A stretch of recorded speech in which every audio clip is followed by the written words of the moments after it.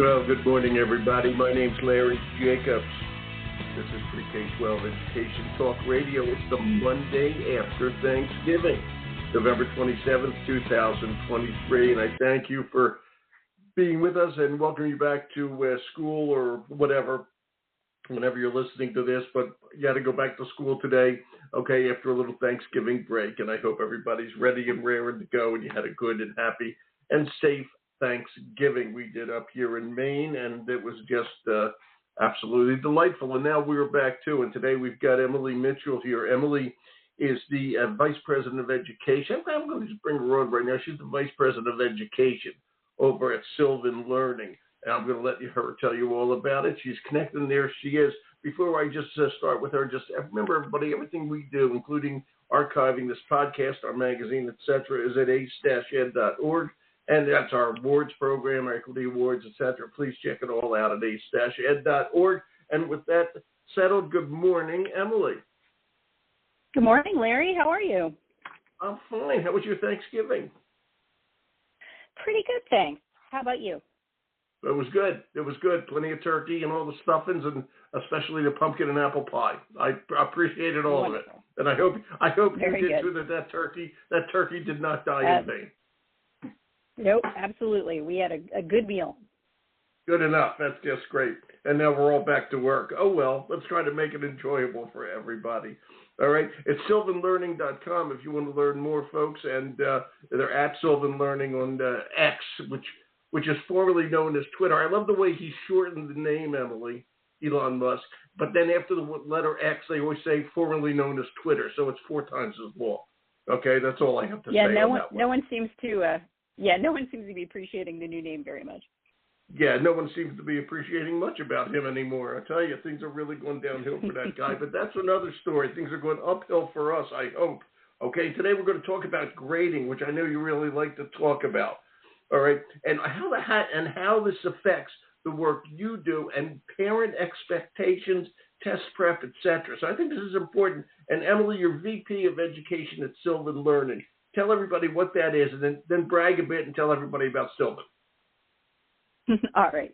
Bragging about SYLVAN is easy, but I'll start with me. I've started out with my career as a middle school teacher in the Baltimore suburbs, and I taught language art, and after a while decided to leave the classroom and go into education and education industry and education technology, and I've been there ever since, and I really do love it.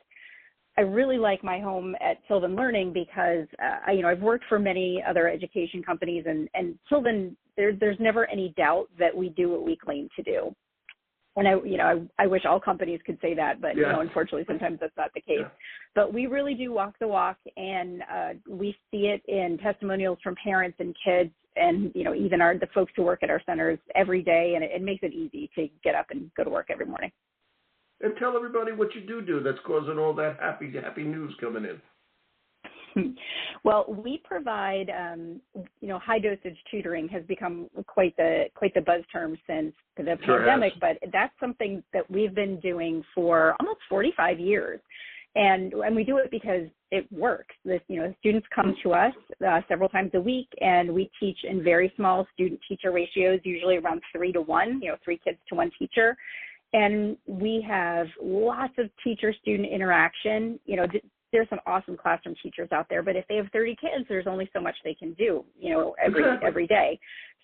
So they get lots of uninterrupted time with the teacher with us, lots of personal attention, and we let them move at their own pace. So we don't have to leave anybody behind because most of the other kids have caught it, but maybe one didn't. So we can spend as much time as that child needs to grasp the concept before they, move on to the next skill. So it really makes a big difference for students. They can kind of relax and know that some of the pressure's off, that we believe in them, they'll get the skill. We're just giving a little more time to kind of breathe through it. Yeah. And again, some kids need more time. I know I did, when I was a kid. My mind didn't shift from subject to subject every 45 minutes. Yeah. Okay, everybody zones out for a while, and not everybody's good at everything or interested in everything. Okay, but you still got to pass those subjects, and it's just real important. I wanted to ask you this is an important question. SYLVAN I'm talking about the physical space that SYLVAN uses. SYLVAN usually they don't go into the school per se, and correct me if I'm wrong, they usually have an office or a building or something like that in a given area where the parents or the kids would just go to after school, or how's that? Just tell us how that works, just so people know. We do both, and a lot of folks aren't aware that we provide school services. We'll actually go into the schools, whether it's before school or during class time or at the end of the school day. And we'll serve students usually through Title I funding and now through ESSER funding, so the school can serve a lot of students. And we really like that part of our business because it allows a lot of students to receive high quality tutoring that their families may not have been able to afford otherwise. If we're in Title I areas, that's certainly the case. So that makes us feel really good that we have that reach and we can serve a lot more students. But what we are better known for. Good. Yes. What we're better known for are SYLVAN centers. So we have about 700 points of presence, mostly in North America, and the parents would bring their students into, or bring their children into a learning center, and they would come there, into the physical building for their services. We do about 15% of our families prefer online only, but we have both choices depending on what the family needs are. Well, that's cool. I just wanted to make sure everybody understood that. And one last question before I get into this great new stuff. Where do you find your tutors? We have probably our two biggest sources of tutors are classroom teachers who are still in the classroom and they're looking to just provide a little extra tutoring after school. So they would, wrap up their school day and then they would come into a learning center or to the after school activity or what have you, and they would work for us in that capacity. We also find that we have a lot of retired teachers who miss the kids, they miss the classroom. Yeah, but they don't want to go back to being a full-time teacher. So this gives them, kind of part-time, just enough for they can, exercise their teaching muscles and make connections with the kids, but not so much that they feel like they have to give up their retirement to do it. Yeah, it's pretty cool. And I have to ask you this. This is actually funny. It's kind of a pathetic question. There's so much challenge with teacher retention these days. Are you guys, teacher shortage, I might add, are you having the same challenges in tutoring? I'm going to answer my own question. I'm going to say probably not, but I'm just curious what your answer will be on that. Sure. Yeah, not to the same degree, because our teachers are usually part-time, so we don't have the stress levels of a regular classroom teacher. We don't have to send anybody to the principal's office. We don't have constant behavior problems. The centers are calm places to be. So some of the things that were probably burning the teachers out don't happen with us, which is a nice benefit. Yeah, it really is. I got to tell you, it's tough out there being a classroom teacher in a public school. I know. It really is.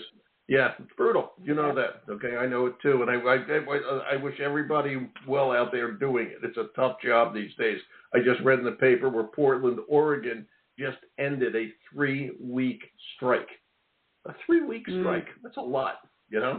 So, it's tough hard out there right now. Yeah, it is. It is. Yep. And the kids and the teachers know this as well, the administrators and school board out there. Okay, the kids lose a lot.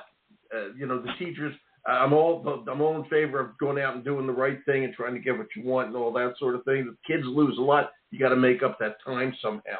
And you're lost the 3 weeks after starting. It's tough. It's tough.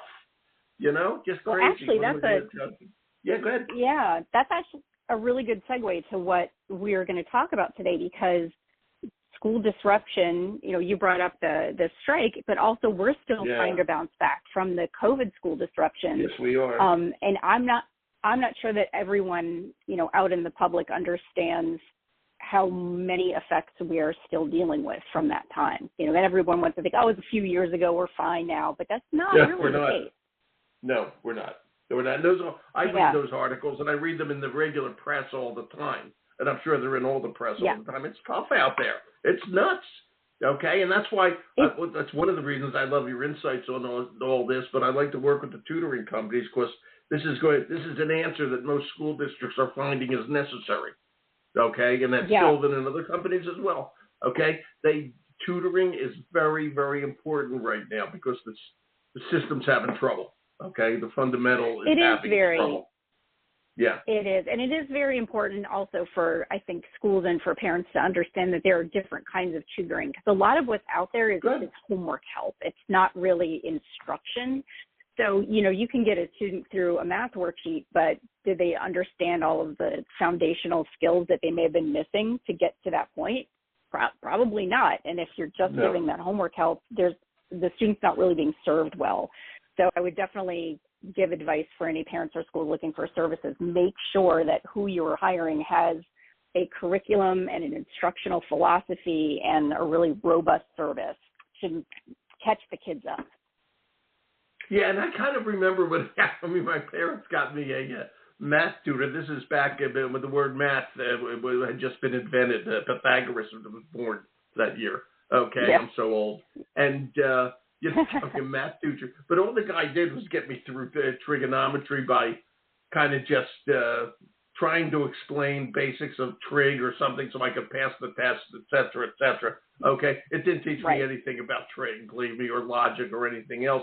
And one of the things that we have to remember is, I tend to think of tutoring in my senior year of high school, but a lot of tutoring takes place long before that. And if the tutors don't know what they're doing, okay, this kid is not going to get the foundation they need to move on to the next grade. It goes a lot more than just test prep, okay? Absolutely. It goes into really understanding the subject and helping a child understand the subjects, et cetera. And this is a good segue because I'm just going to start here. There's a lot of talk, this, about grade inflation. Everybody gets an A or the parents go nuts. Okay, everybody has to get an A or a B or the parents go crazy, okay? My question is, do the colleges know this and do the college boards know this? Okay, and the ACT and all that sort of thing. Because they have a test to make, and if you don't understand, if there's just grade inflation, I'll give you an A even though you really deserve a C. Yeah, we haven't done much, but yet you're under pressure to do that. But there's still the test is coming. You still have to understand stuff. Talk about that. It must be all part and parcel of what you guys do all day. Well, I think there was definitely grade inflation because of parent pressure before the pandemic. But now what we're seeing is an increase in that, but it's coming more from the school than it is really from parents making, maybe inappropriate requests. Because when the kids came back to school after the COVID disruption, the teachers had it comes from the heart, excellent intentions of these kids have been through a lot the past year, and as long as they're showing up and trying, I'm not going to give them a bad grade. Like, I want to be encouraging. We need to recover. This is kind of their grace period. And so they were grading a lot less strictly than they had been before. Mm-hmm. And now we're kind of stuck in this pattern where it's still happening. So we're getting into this situation where parents think that their child is doing fine because the report card says so.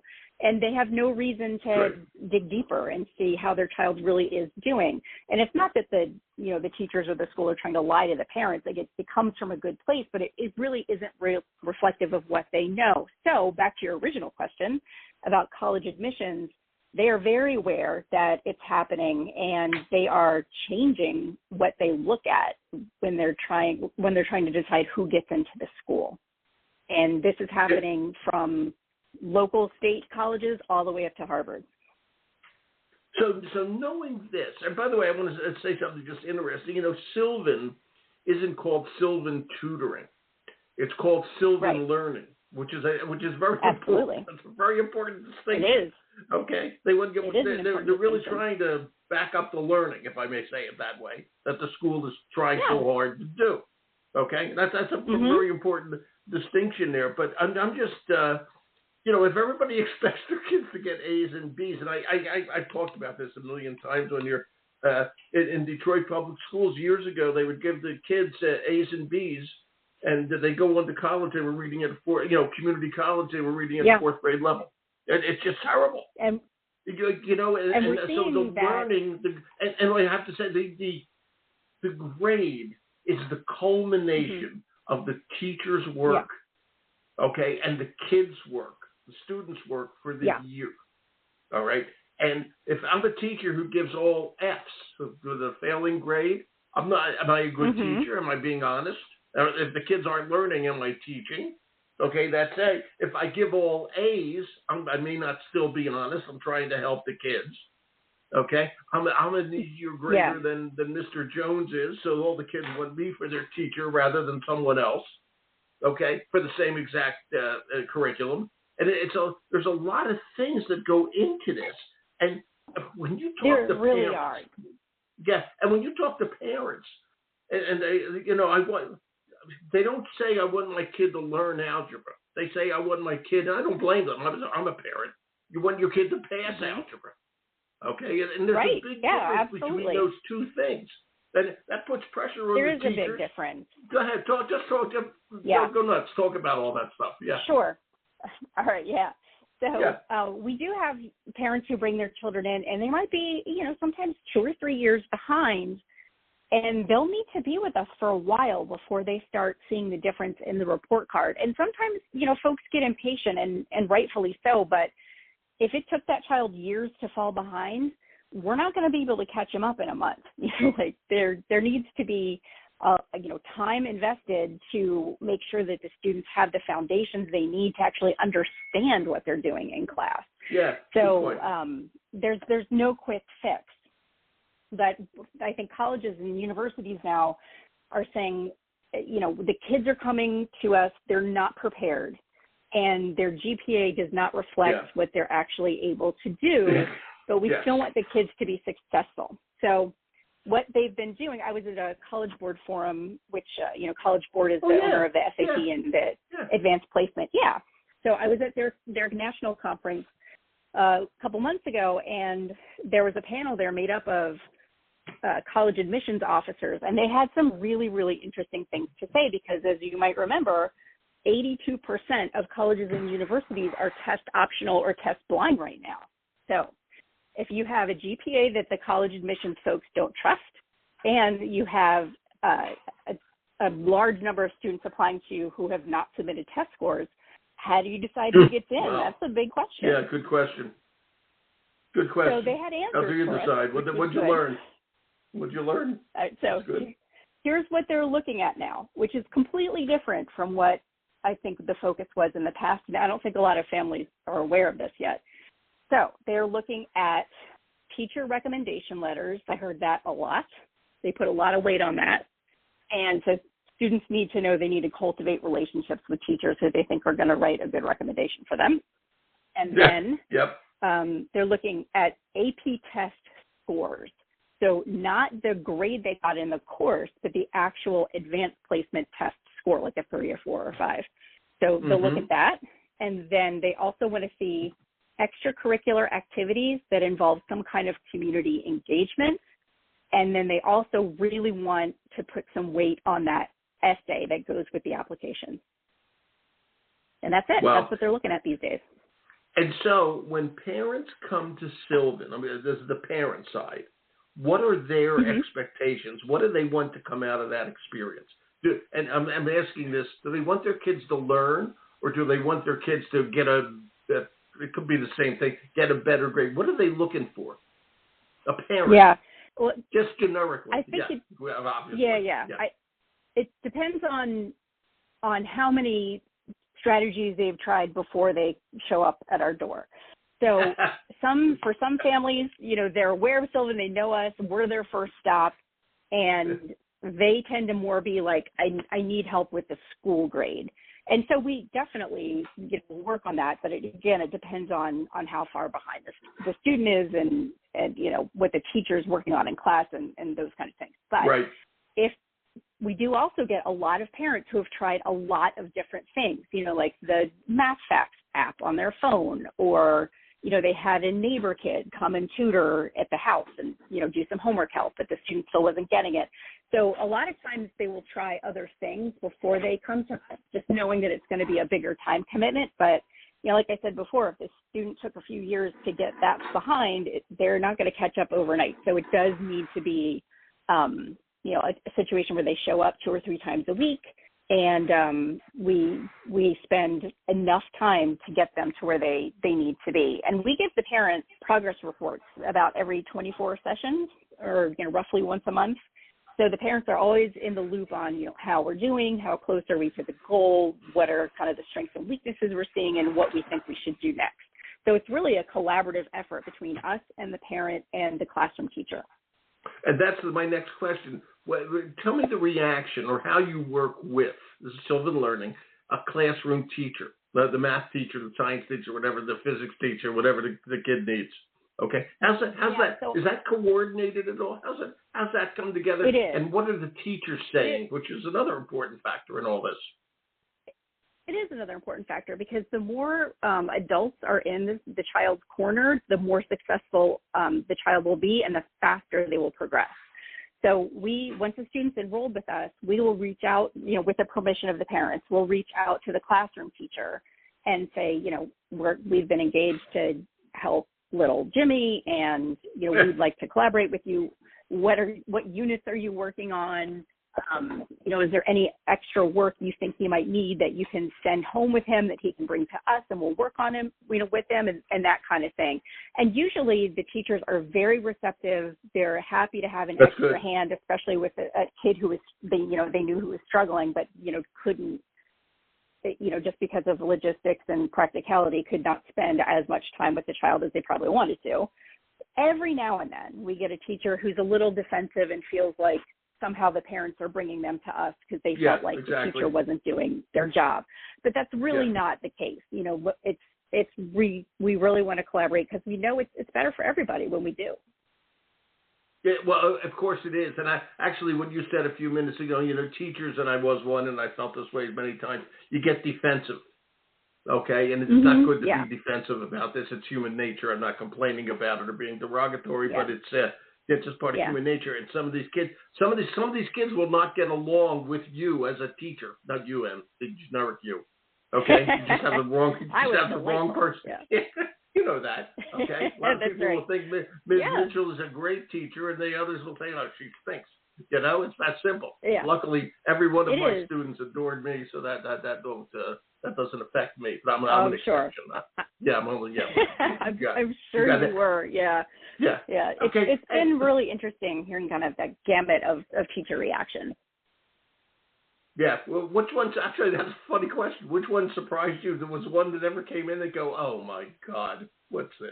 Okay, can you think of any that are funny? That's funny. Or do you wish to share that? Maybe that's a better way to put it. Well, we really don't usually get too many crazy ones, but we get every now and then we get the really nice surprises where the teacher will they'll see what we've done with one student in the class, and they'll start recommending us for two other parents for other kids in the class. Yeah, so it can be a really, really nice collaboration, and we see the same thing in the schools. We have a charter school contract in Louisiana. They're big in the charter system down there. And so, that's interesting. Yeah, we have a center down there who's been working so closely with the school that the school gave Sylvan their own classroom in the school so that the kids can come in and out during the day and they can receive their tutoring on premises, which works out well. That's a great idea. The center's really, they've become part of the community. The Sylvan staff come to back to school night. They come to football games for the high school. Like, they're really embedded in the school. And the students are far better for that collaboration than if, they are. Then the school was like, no, thank you. We feel like you're stepping on our toes. So when everybody can work together, really amazing things can happen. I'm glad you brought that up. Is that getting to be at all a common practice? That I'll use Sylvan. Sylvan becomes a part of the school in terms of tutoring. So the teachers will feel more comfortable, and the kids may feel more comfortable too. That's an interesting. I never thought of that. Yeah. Yeah, it becomes a nice little ecosystem. It's something we always encourage our centers to go out and cultivate. Building relationships takes a long time. Our Louisiana franchisee didn't happen overnight. But, the school staff understood that they were there in good faith and to help the same kids that the school cared about. Because, and a lot of teachers might feel defensive because the defensiveness is coming from great care. Like, those are their kids. They really want to, kind of wrap their arms around that class and make them their own. So when someone else steps in, it can feel a little bit like, ugh. But if everybody works together. By the way, together, I know you're making a face. I know fine. you're making a face because the dog is barking behind you. Yes. Okay? And you're thinking, that's not good. No, it is good. Dogs are always welcome on Education Talk Radio. What's the dog's name? What's the dog's name? That's Toffee. Coffee. Coffee, you're a good dog. Demand a cookie instantaneously. He always demands there you cookies. go. Yeah. Good dog. Good dog. Okay, yep. So no problem. No problem on this. And I know I've had that happen to guests, and I know they're going, oh, damn, if only the dog would stop barking. No problem. Okay? No problem. Yeah, okay, good. All right? Good. Yeah, it's actually a charter school thing is really interesting. Brings up the other question. We start to wind down here. Brings up another question. SYLVAN has centers, but you mentioned when you mentioned Louisiana, the first thing I thought of was New Orleans. Were you talking about New Orleans or somewhere else? Okay, New Orleans. Yeah, I was talking about New Orleans. And I love New Orleans. Okay, and I know they had some trouble with their charter schools and their schools, but I know they try all the time. I'm curious. They do. When we go into rural America, does SYLVAN operate in rural America? And I know the answer is probably going to be yes, but how does it work? Is there usually a SYLVAN center, or is it more where you'd find a tutor and they go into the school? How does it work in a rural setting? Having trouble with the word rural setting. Yeah. That's never an easy one to roll off the tongue. But we have a couple different scenarios. So, for example, we have a statewide contract in Texas with the Boys and Girls, so we will come into the actual club locations and provide tutoring after school. So some of those clubs are in rural areas, but the kids can catch a bus from their school and still be in one location, and then we can send the teacher and the materials to that location. So we can do it that way. And then we also have centers in places like North Dakota where it's a big state, but the population is very spread out. And sometimes we have parents who will drive up to 3 hours each way to bring their child to the center, which is amazing. But, with the release of the ability to tutor remotely, now a lot of the more rural families are choosing online just because life is busy and spending 4 or 5 hours a day in the car is not pleasant for anyone. It's not fun. It's not fun, especially in the winter in North Dakota. Let me make that point. Okay, especially like in Maine, right where I live. Okay, not fun. Okay, and this was great. Thank you. We'll do more together. Okay, I promise. That sounds all right. Great. This was terrific. Really, always fun to have you on. And thank Coffee for her contribution to the conversation. Absolutely. Okay. You have a good week. Thanks, Larry. You too. Thank you so much. Okay, talk to you soon. Bye-bye. All right, bye. Bye.